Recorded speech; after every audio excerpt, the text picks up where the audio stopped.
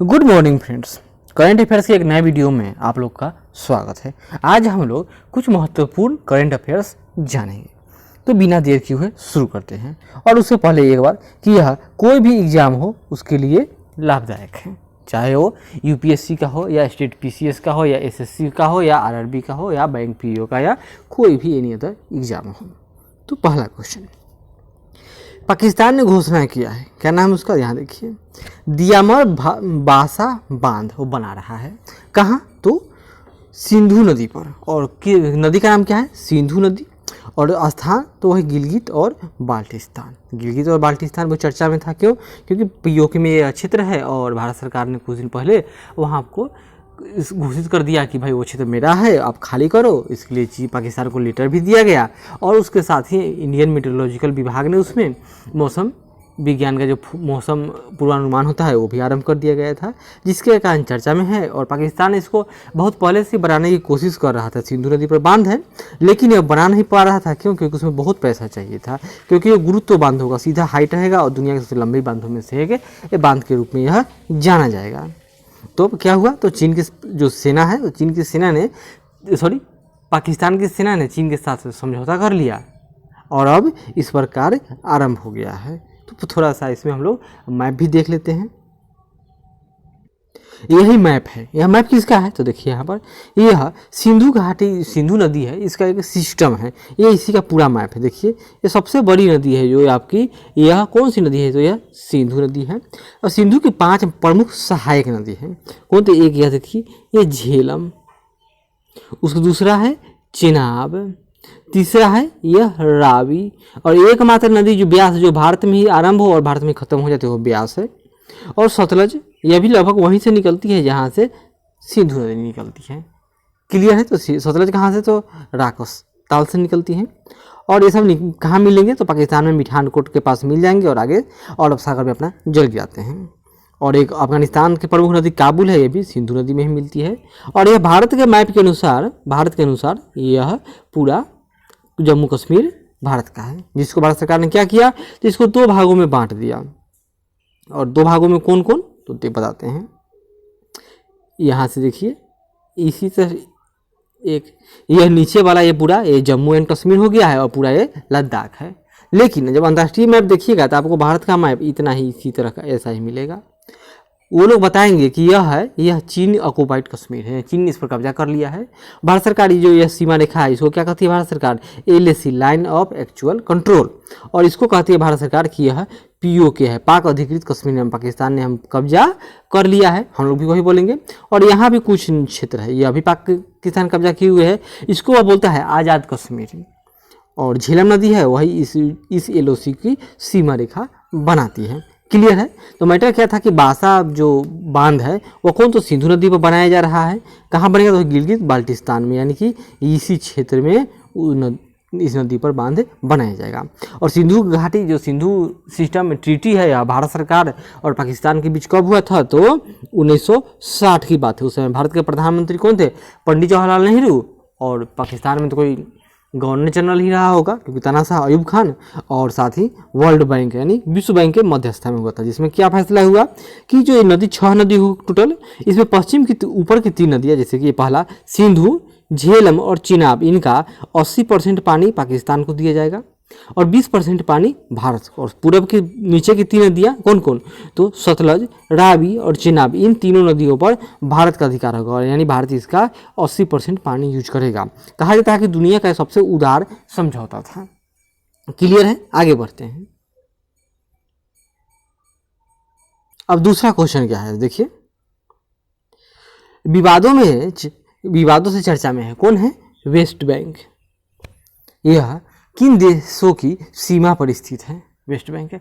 और यह किस नदी के किनारे है? याद कीजिए, जॉर्डन एक देश है और जॉर्डन रिवर के भी नाम है। तो यह जॉर्डन रिवर के किनारे है और जॉर्डन किनारे के पश्चिम साइड में है, उसके पश्चिमी किनारे, इसलिए नाम इसका क्या है? तो वेस्ट बैंक है। और इसके दोनों तरफ देश कौन कौन है? तो इसके पश्चिम में इजराइल है और पूरब में जॉर्डन है। यह बहुत ही विवादित क्षेत्र है और इसे एग्जाम में भी क्वेश्चन बार बार आते हैं, अतः हम लोग इसके भी मैप पर चलते हैं। आ गए हैं हम लोग मैप पर। पहले इस बड़ा मैप देख लीजिए। यहाँ देखिए ये सऊदी अरब है, यह गल्फ ऑफ पर्सिया है, यह रेड सी है, यहाँ पर स्वेज नहर है और यह मेडिटेरियन सी है। ये देखिए यह जॉर्डन है। जॉर्डन मेडिटेरियन सी से अपनी सीमा रेखा नहीं बनाती है। वहीं मेडिटेरियन सी से सीमा रेखा बनाने वाले ये पूरा इजिप्ट यानी मिस्र, यह छोटा सा इजराइल है, यहाँ पर लेबनान है, सीरिया है, तुर्की है और इधर यूरोपियन और कंट्री होंगे। अब बात होती है आपको कि वेस्ट बैंक, तो यहाँ देखिए यह जो छोटा सा इनक्लेव है यह वेस्ट बैंक का है और यहाँ पर ही डेड सी है और एक भ्रंश घाटी से बहने वाली एक नदी, क्या नाम उसका, तो जॉर्डन रिवर है। और जॉर्डन का समुद्र तट कहाँ खुला हुआ है, तो यहाँ पर देखिए यह रेड सी के ही मुख से कौन संपर्क है, तो जॉर्डन का सीमा रेखा मिलता है। क्लियर है, आगे बढ़ते हैं। तीसरा क्वेश्चन है, तीसरा क्वेश्चन क्या है देख लेते हैं। हाल ही में भारत सरकार ने डिफेंस मैन्युफैक्चरिंग में ऑटोमेटिक रूट के जरिए FDI यानी फॉरेन डिपॉजिट, यानी इसका नाम होता है पूरा FDI, ठीक है, फॉरेन यानी विदेश से पैसा जो आएगा, फॉरेन डिपॉजिट इन्वेस्टमेंट, तो की सीमा को बढ़ाकर कितने प्रतिशत तक कर दिया गया है, यानी विदेश से जो पैसा आएगा वो कितने प्रतिशत, डायरेक्ट रूट यानी ऑटोमेटिक रूट, मतलब डायरेक्ट वो बम्बई से होकर आएगा, दिल्ली से नहीं होकर, यानी सरकार की इसमें अनुमति न चाहिए, तो वह कर दिया है 74%। पहले कितना था, पहले 49% था, यानी विदेशी लोगों को कितना निवेश कर सकते हैं भारत के डिफेंस क्षेत्र में, तो 74%। और भारत का जो डिफेंस सेक्टर है इसका स्कोप बहुत ही ब्राइट है। अब पूछे ऐसा क्यों, क्योंकि भारत को देखिए दुश्मन, जिस देश के जितना अधिक दुश्मन होंगे उतने ही उसको हथियार किया जा सकता है। इसके पश्चिम में पाकिस्तान, फिर चीन, ये दोनों तो लगातार जन्मों जन्म के दुश्मन हैं। फिर अब नया नया में नेपाल भी आंख दिखा रहा है, कभी कभी बांग्लादेश भी आंख दिखा देता है, छोटा सा श्रीलंका है, मालदीव है, ये लोग भी रह आंख दिखाते रहते हैं। अतः भारत को डिफेंस की बहुत आवश्यकता है। आगे बढ़ते हैं। चौथा क्वेश्चन, सरकार द्वारा जारी सूचना के अनुसार वर्तमान में भारतीय एयर स्पेस का कितना हिस्सा, यानी सिविल एविएशन मतलब कि आम आदमी को ढोने वाले जैसे air India, spice jet, Tata Indigo आदि जो जहाज चलती है के लिए प्रयोग में लाया जाता है, तो यह 60% है। 40% कौन लाएगा, तो डिफेंस सेक्टर लाता होगा। पाँचवा, अमेरिकी तकनीकी के प्रयोग को प्रतिबंधित। अब तक तो हम लोग यही सुनते थे कि प्रतिबंध कौन लगाता है, अमेरिका लगाता है, लेकिन अब यह अमेरिकी तकनीक पर ही प्रतिबंध लगा दिया है। कौन, तो नाम इसका हुआई कंपनी। यही वह हुआई कंपनी है जिसके कारण अमेरिका और चीन में विवाद था। और ये हुआई कंपनी जो चीनी सेना की प्रमुख कंपनी है टेक्नोलॉजी का, और यही दुनिया में सबसे पहले 5G लाने वाली है, जिसके कारण अमेरिका और चीन में ज़बरदस्त टकराव हो रहा है। ये कंपनी कहाँ की है, तो यह चीन की है। छठा, भारत को बाढ़ प्रबंधन के लिए चीन के द्वारा पुनः किन नदियों के डाटा उपलब्ध करवाने की सहमति दिया है, यानी चीन रह कर चीन ब्रह्मपुत्र एवं सतलज दोनों का जो डाटा है वह देना बंद कर देता है, और बदले में डेटा फ्री में नहीं देता, पैसा लेकर देता है। तो फिर वह राज्य है, चलो भाई हम ब्रह्मपुत्र और सतलज का हम आपको जो न्यूज है उसकी जो डाटा आपको चाहिए वो हम उपलब्ध कराएंगे। सातवां देखिए, हाल ही में भारतीय वैज्ञानिकों ने किन मिश्र धातुओं के संयोजन से मनुष्य में प्रत्यारोपण होने वाले किस बायोडिग्रेडेबल मेटल का विकास किया है। जो कई सुनते होइएगा, किसी का पैर टूट गया, हाथ टूट गया, तो उसके अंदर स्टील का जो प्लेट होता है उसको बैठा दिया जाता है। कोई लिगामेंट फ्रैक्चर हो जाए, कहीं जॉइंट टूट जाए, तो उसमें इसी तरह का कोई उपकरण लगा दिया जाता है। तो वही है बायोडिग्रेडेबल, यानी पहले जो था उसको अगर लगा दिए तो उसको 2-4 साल बाद आपको फिर निकाल देना पड़ेगा, तो फिर एक ऑपरेशन। लेकिन अब वैज्ञानिकों ने क्या विशेष कर लिया है कि बायोडिग्रेडेबल, यानी कि यह ऑटोमेटिक रूप से ही अपने आप ही शरीर में नष्ट हो जाएगी, खत्म हो जाएगी। तो कौन है, लोहा और मैग्नीशियम के मिलाने से एक मिश्र धातु का विकास किया गया है। 8 नंबर, अपने 4 वर्ष पूरे होने से, यानी 4 वर्ष पूरा हो गया है, चर्चा में रही प्रधानमंत्री उज्ज्वला योजना क्या है और यह कब हो, मतलब कि यह योजना कब शुरू हुई और कहाँ से शुरू हुई थी। यह 10 मार्च 2016 को उत्तर प्रदेश के बलिया से शुरू हुआ था। क्या नाम था, प्रधानमंत्री उज्ज्वला स्कीम। इसमें क्या है कि भारत सरकार जो गरीब BPL परिवार है उनको मुफ्त में LPG के कनेक्शन देने की व्यवस्था की गई थी। और शुरू में था कि इसमें 2 सिलेंडर मुफ्त में दिए जाएंगे, और इस समय जो कोरोना का समय है इस समय भी मुफ्त में जो LPG कौन लिए, जो उज्ज्वला स्कीम के लाभान्वित हैं उनको मुफ्त में सिलेंडर मिल रहा है। 9वां, खगोलीय घटना से चर्चा में रहे स्वान क्या है। एवं यह किस होगा, किस उपकरण पर इसका यह नाम रखा गया है। स्वान क्या है, यह एक धूमकेतु यानी कॉमेट है, और अंतरिक्ष में हाइड्रोजन पता लगाने वाले स्वान उपकरण के नाम पर इसका नाम रखा गया है, क्योंकि इसमें बहुत पानी है। 10 नंबर क्वेश्चन, अपनी स्थापना दिवस से चर्चा में रहे सिक्किम को किस वर्ष भारत से विलय किया गया, यानी भारत में मिला लिया गया। पहले यह भारत का ही था, लेकिन यह एक सहयोगी राष्ट्र था, क्योंकि वहाँ के राजा होता था वहाँ पर। एवं किस संविधान संशोधन द्वारा या किस वर्ष भारत में विलय किया गया, एवं किस संविधान संशोधन से पूर्ण राज्य का दर्जा मिला। यह 2 बार हो चुका है। यह 16 मई 1975 को इसको भारत में मिला लिया गया। प्रधानमंत्री कौन, तो इंदिरा गांधी, और 36वां संशोधन संबंधित है किससे, तो सिक्किम से। 11, हाल ही में सैन्य ध्वज प्रदान किए जाने से चर्चा में रही विश्व की एकमात्र स्पेस फोर्स का गठन किस देश के द्वारा किया गया है, तो एकमात्र स्पेस फोर्स अभी कहाँ है, तो अमेरिका में कार्यरत है।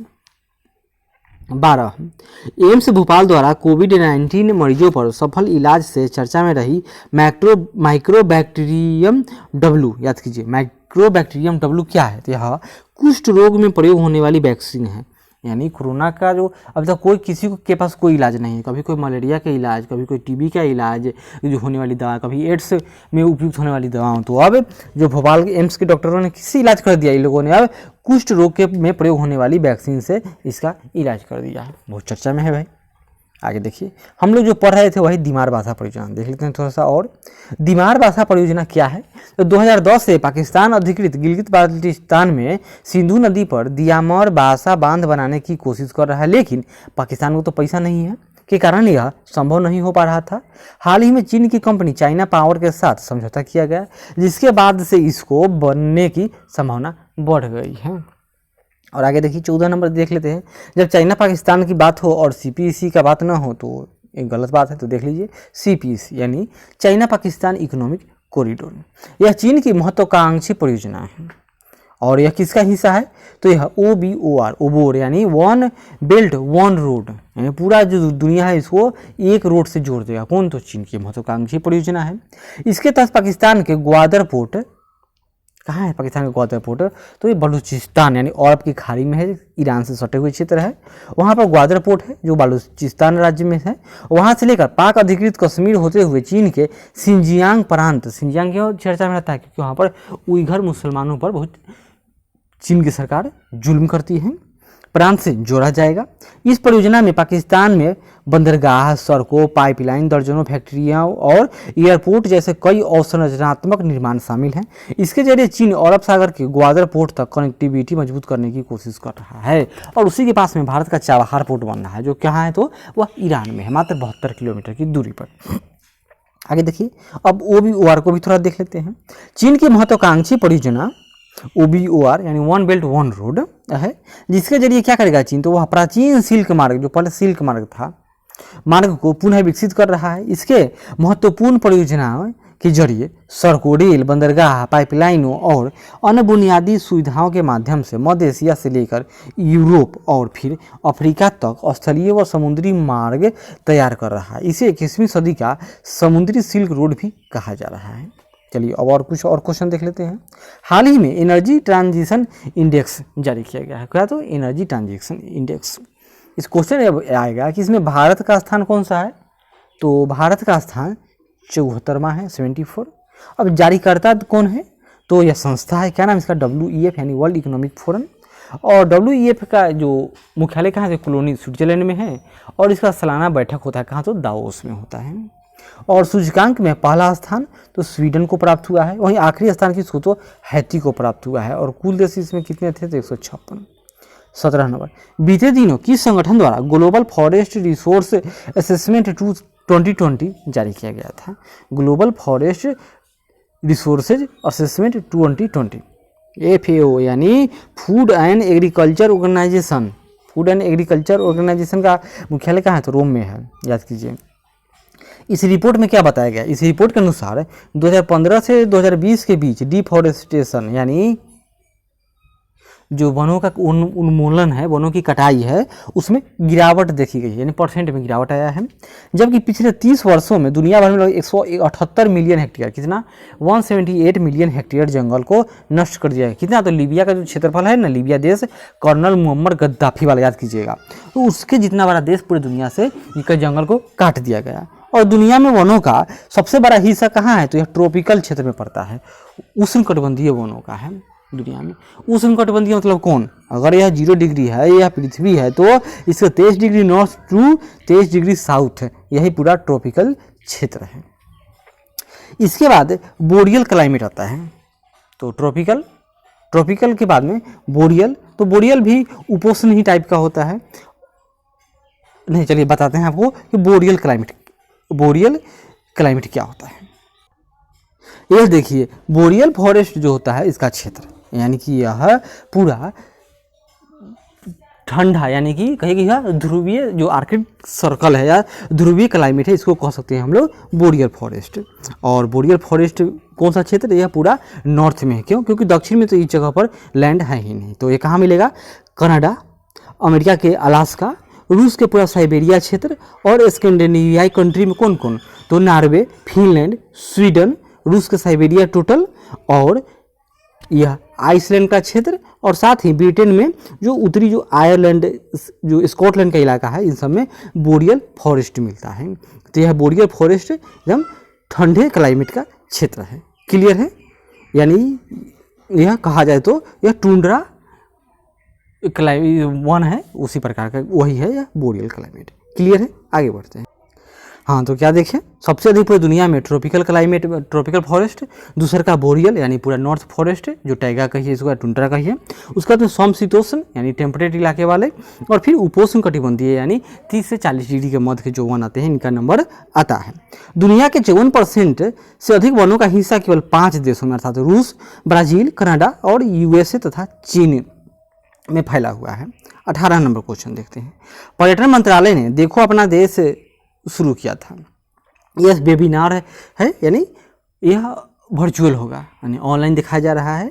इसका नाम है वेबिनार, सॉरी ना छूट गया है, का आयोजन किया जा रहा था। तो हाल ही में कहाँ क्या प्रसारित हुआ था, तो यह इसका इस बार विषय था Orissa India's best kept secret, मतलब इसमें उड़ीसा के बारे में दिखाया जाएगा। किसमें था, इसमें हिस्सा लेने वाले प्रतिनिधियों को उड़ीसा की वर्चुअल यात्रा कराई गई, यानी इससे पहले दिल्ली, कलकत्ता आदि बहुत सारे शहरों और बहुत सारी जगहों के बारे में दिखाया जा चुका है। तो उड़ीसा के क्या क्या दिखाया गया, तो बहुत प्रमुख स्थल जैसे अभयारण्य स्थल और बहुत सारे उसके जैसे बीच हों, जैसे कौन को देखिए, भीतरकनिका वन्यजीव अभयारण्य, उदयपुर बीच, मंगलजोरी यूनिक वेटलैंड यानी कि मार्सीलैंड है वहाँ पर, सतपारा एक इलाका है, फिर चिल्का झील या लेगुन झील, सिमलीपाल नेशनल पार्क, देवीगढ़ नेशनल पार्क और हीराकुंड जलाशय पर स्थित इको टूरिज्म स्थल इत्यादि को वेबिनार के तहत यानी कि वर्चुअल रूप से दिखाया गया। और इन सब के अलावे इस वेबिनार में उड़ीसा की प्राचीन सभ्यता, कलिंग स्टाइल के वस्तु शिल्प, कला और हस्तशिल्प, संस्कृति के साथ साथ ओडिसी, गोटुपुआ जैसे लोक नृत्य रूपों का भी प्रकाश डाला गया, नहीं इस सब के बारे में ही दिखाया गया। आगे देखिए, आजकल बहुत चर्चा में है, सरकार बहुत अपना नीति सुधार कर रही है कि खनिज के ये करेंगे वो करेंगे, उसमें बहुत स्वतंत्रता देंगे। तो थोड़ा देख लेते हैं, खनिज को सामान्यतः कितने भागों में बांटा जाता है, तो 3 भागों में। कौन कौन, एक होता है धात्विक, अधात्विक और तीसरा ऊर्जा खनिज। तो अभी तो पेट्रोलियम का प्राइस पूरा क्रैश कर गया है, इसलिए भी ऊर्जा खनिज बहुत चर्चे में है। तो देखिए धात्विक खनिज में कौन आएगा, तो धात्विक खनिज में भी इसके 3 प्रकार के खनिज पाए जाते हैं। पहला एक लौह संबंधित यानी लौह अयस्क, मैग्नीज, निकेल और कोबाल्ट और भी होगा इत्यादि जैसे खनिज जिसमें लोहे की मात्रा होती है, ये सब लौह खनिज हैं।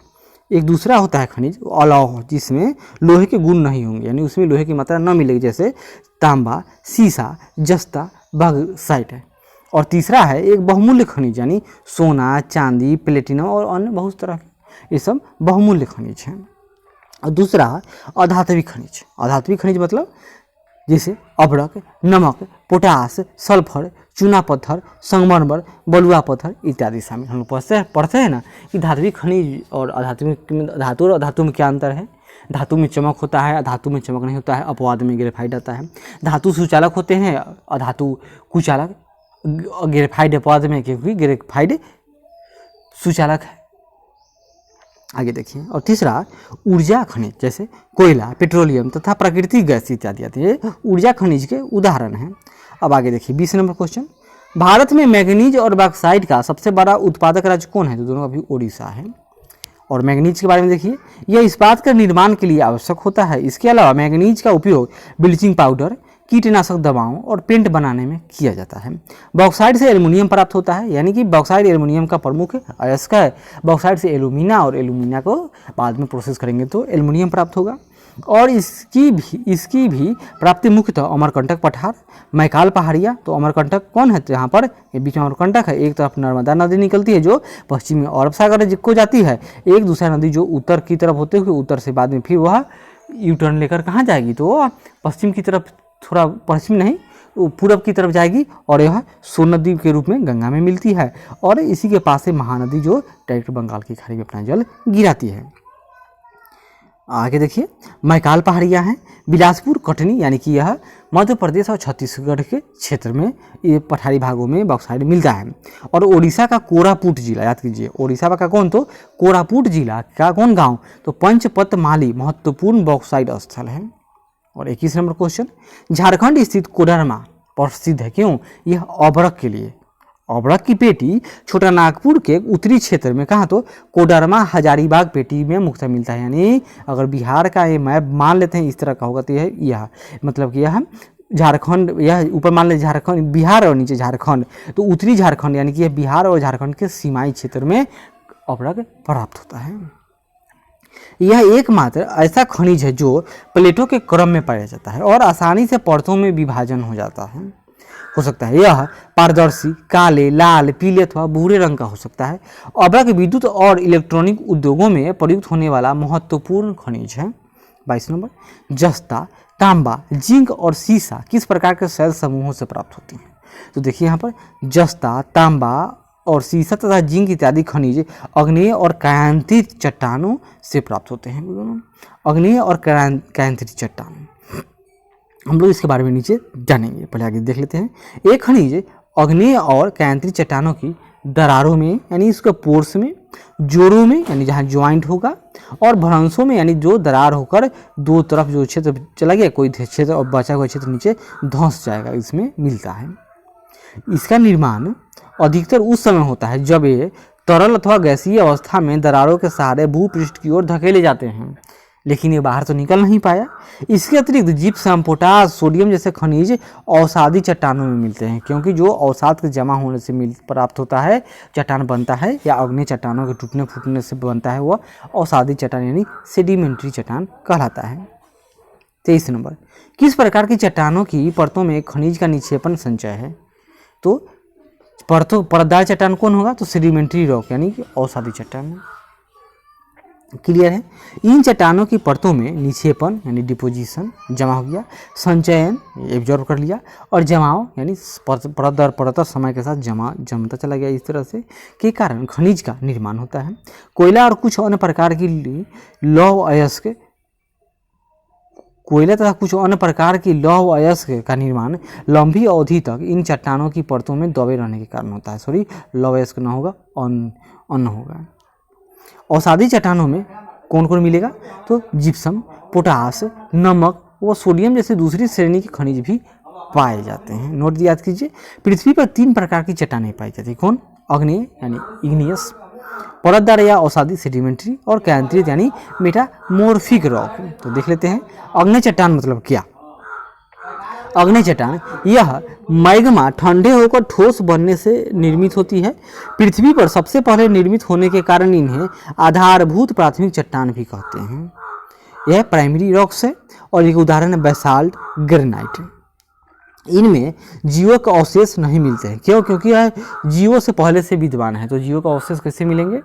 और अवसादी चट्टानों या परतदार चट्टानों का निर्माण पहले से उपस्थित चट्टानों के विखंडित ठोस पदार्थों, जीव जंतुओं और पेड़ पौधों के जमाव से होता है। इन चट्टानों में जीवाश्म पाए जाते हैं, जैसे बलुआ पत्थर, और रूपांतरित या कायांतरित चट्टान यानी मेटामॉर्फिक रॉक। चट्टानों का निर्माण अग्नेय और अवसादी चट्टानों में ताप, दाब रासायनिक क्रियाओं से बदलाव के कारण होता है। इन चट्टानों के उदाहरण जैसे क्वार्टजाइट, संगमरमर, स्लेट, ग्रेफाइट और हीरा। आगे देखिए 24 नंबर, कलाकद, याद कीजिए कलाकद मुड्डन थुराई, कलाकद मुड्डन थुराई टाइगर रिजर्व चर्चा में रहा है। तो क्वेश्चन उठेगा कि यह किस राज्य में है? तो तमिलनाडु के तिरुनेलवेली तथा कन्याकुमारी जिले में है। और इसकी खासियत क्या है? इस जंगल की खासियत है कि यह सूखे जंगल रहता है, यानी कि गर्मी के दिनों में यह शुष्क होगा, धीरे धीरे शुष्क होगा और बाद में यह पर्णपाती वनों में बदल जाते हैं। यह टाइगर रिजर्व मानव जंगली जानवरों के लिए आपसी संघर्ष के कारण यहाँ पर जो तेंदुए हैं आदि का और मानव के बीच संघर्ष होते रहता है। 25 नंबर, अंतर्राष्ट्रीय परिवार दिवस कब मनाया जाता है? तो यह 15 मई को मनाया जाता है। कौन? तो अंतर्राष्ट्रीय परिवार दिवस। और 1993 के संयुक्त राष्ट्र महासभा ने एक प्रस्ताव द्वारा निर्णय पास करके मनाने का निर्णय लिया था। इसका मकसद क्या है कि परिवारों से संबंधित मुद्दों के बारे में जागरूकता को बढ़ावा देना, परिवारों को प्रभावित करने वाले सामाजिक, आर्थिक और जनसांख्यिकी प्रक्रियाओं के ज्ञान को बढ़ाने का अवसर प्रदान करना। आज के इस कोरोना वायरस के समय में परिवार अंतः सहभागिता संबंधों का केंद्र बन गया है। परिवार ही है जो कमजोर लोगों की देखभाल कर सकता है और इस संकट से सबको निकाल सकता है। इसलिए इस समय परिवार की बहुत ही अत्यधिक मात्रा में आवश्यकता है। देखिए हाल ही में चर्चा में रहा क्या? लूकस अटैक है। इससे पहले सोमालिया में वहाँ पर इमरजेंसी लगा दिया गया था, फिर पाकिस्तान में, फिर उसके बाद पश्चिमी भारत में, अब यह टिड्डी भारत के उत्तर प्रदेश में भी पहुँच चुका है। तो देख लेते हैं। उत्तर प्रदेश के राज्य कृषि विभाग ने पश्चिमी उत्तर प्रदेश में फसलों पर टिड्डियों के हमले की चेतावनी जारी की है। टिड्डियों को दुनिया की सबसे पुरानी हमलावर कीट माना जाता है, जो प्रवासी होते हैं, नहीं माइग्रेटरी है, यह एक जगह नहीं रहते हैं, ये चलते रहते हैं। ये पत्तियों, फल, फूल, बीज, पौधों और कलियों तथा छाल को नुकसान पहुंचाती हैं, फसलों को नष्ट कर डालती हैं। और लूकस वार्निंग ऑर्गेनाइजेशन नामक संस्थान टिड्डियों का अध्ययन के लिए कहाँ है? तो राजस्थान के जोधपुर में स्थित है। और भारत में अभी क्वेश्चन आ जाए कि टिड्डियों की प्रजातियां मिलती है, वह कितने प्रकार के? 4 है। एक रेगिस्तानी, दूसरा प्रवासी, तीसरा बॉम्बे और चौथा है पेरू की टिड्डी। क्लियर? 27वां क्वेश्चन देख लेते हैं। हाल ही में the world economic situation and prospectus report जारी किया गया है। इसके अनुसार वर्ष 2020 के लिए भारतीय अर्थव्यवस्था की अनुमानित समृद्धि दर कितनी है? तो यह मात्र 1.2%। और चीन का तो भारत से अधिक बड़ा भाई आखिरकार, तो 1.7% है। हालांकि यह बताया गया है कि इस बार दुनिया माइनस 3.5% उसका दुनिया का जो अर्थव्यवस्था है वह श्रिंक कर जाएगा। अमेरिका का भी अर्थव्यवस्था लगभग 5% छोटा हो जाएगा। लेकिन भारत और चीन की अर्थव्यवस्थाओं पर सिकुड़ने का खतरा नहीं है। लेकिन विश्व अर्थव्यवस्था को 2020 और 21 में लगभग 8.5 ट्रिलियन डॉलर, अब कल्पना कर सकते हैं जो भारत की इकोनॉमी है वह 2.7 ट्रिलियन डॉलर है, और ये पूरी दुनिया का 8.5 ट्रिलियन डॉलर का नुकसान हो जाएगा। 28 नंबर क्वेश्चन देखिए। टूर ऑफ ड्यूटी योजना है, बहुत चर्चा में है। इसमें क्या हुआ है पहले जान लीजिए कि भारतीय सेना ने शुरू किया इसमें कि आपको 3 साल की नौकरी मिलेगी और कोई अस्थाई नहीं, लेकिन 80-90 हज़ार का महीना मिल जाएगा। अब आप शौक से आप चाहो तो ऐच्छिक रूप से सेना में नौकरी कर सकते हो। इस योजना के तहत आम नागरिकों का सपना भी होता है कि वो सेना में जाए, तो जाने का पूरा होगा। सेवा की मकसद से 3 साल के कार्यक्रम के लिए सरकार का लक्ष्य है सेना का कि लगभग 13 लाख लोगों को आर्म्ड फोर्सेज में शामिल किया जाए। इससे क्या होगा? अधिक से अधिक लोग ट्रेंड हो जाएंगे, उनमें देशभक्ति, सैन्य भावना, और जो सैन्य में होंगे तो अनुशासित जीवन, शरीर भी स्वस्थ होगा। बहुत तरह के इससे सरकार को और लोगों को भी फायदा है। और यह एक स्वेच्छा आधारित सेवा है। इसका लक्ष्य सर्वश्रेष्ठ प्रतिभा, यानी ऐच्छिक लोग जाएगा तो सर्वश्रेष्ठ लोग ही जाएंगे, सेना की ओर आकर्षित करना है। इस प्रकार जो इनकी आय होगी, लोगों को जो लोग काम करने जाएंगे उसमें 3 साल के लिए उनकी जो आय होगी वह आयकर मुक्त होगी, उन पर इनकम टैक्स उनको नहीं देना पड़ेगा। तो यह आज का हम लोग का लगभग करंट अफेयर्स था। ये कुछ बड़ा ही हो गया, अगली बार से कोशिश करेंगे कि छोटा रखें। तब तक धन्यवाद। आशा करते हैं कि अच्छा लगा होगा तो ज़रूर लाइक करेंगे, शेयर करें, कमेंट करें और सब्सक्राइब करें। धन्यवाद।